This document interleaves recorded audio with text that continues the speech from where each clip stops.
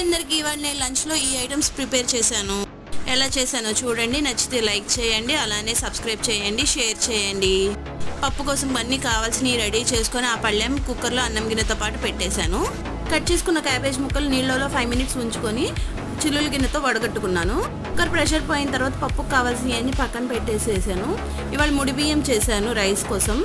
తర్వాత తాలింపు పెట్టుకున్నాను గిన్నెలో. దాంట్లో ముక్కలన్నీ వేసేసి మ్యాష్ చేసుకున్నాను. అలానే పప్పు కూడా మ్యాష్ చేసేసి ముక్కల్లో కలిపేసి ఒక ఉడుకు వచ్చిన తర్వాత కట్టేసుకున్నాను.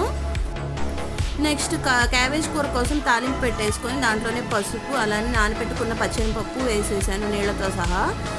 ఒక బాయిల్ వచ్చిన తర్వాత వాటర్ క్యాబేజ్ వేసేసుకున్నాను. కలిపేసి మూత పెట్టేసుకున్నాను. కానీ తొందరగా ఉడకాలని కొంచెం ఉప్పు వేసేసి మూత పెట్టేశాను. 5 మినిట్స్లో ఉడికిపోయింది. కారం వేసుకొని కలిపేసుకున్నాను. నీరంతా ఇనికిపోయింది. ట్రిక్ బాగా పనిచేసింది. బాయ్.